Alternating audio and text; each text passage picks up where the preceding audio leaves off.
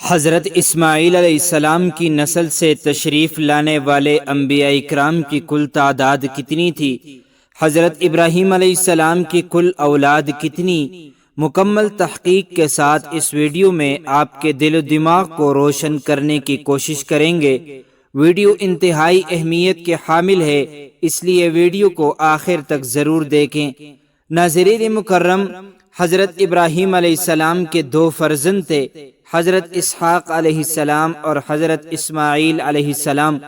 حضرت اسماعیل علیہ السلام کی نسل سے اللہ تعالیٰ نے ہمارے پیارے نبی حضرت محمد صلی اللہ علیہ وسلم کے سوا کسی کو مبعوث نہیں فرمایا، جبکہ حضرت اسحاق علیہ السلام کی نسل میں بہت سے انبیاء اکرام علیہم السلام کی بعثت ہوئی۔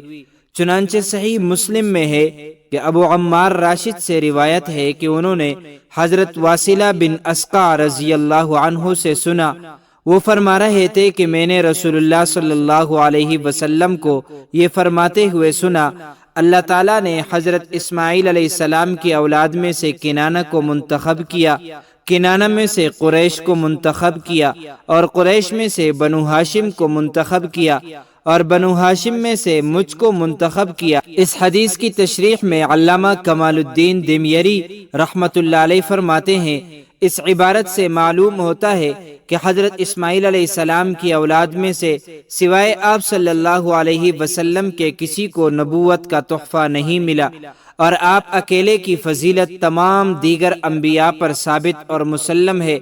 البدایہ والنہایہ میں ہے، جس کا حاصل یہ ہے کہ حضرت اسماعیل علیہ السلام کی اولاد سے عربوں کا مختلف قبائل کی صورت میں وجود ظاہر ہوا، اور ان کی نسل میں سوائے نبی آخر الزماں حضرت محمد صلی اللہ علیہ وسلم کے کسی نبی کی بعثت نہیں ہوئی۔ مذکورہ تفصیل سے یہ بات واضح ہو جاتی ہے کہ حضرت اسماعیل علیہ السلام کی نسل سے سوائے نبی کریم صلی اللہ علیہ وسلم کی کوئی اور نبی نہیں مبعوث ہوئے۔ اللہ تعالی ہمیں سچ اور حق بات کہنے کی توفیق عطا فرمائے۔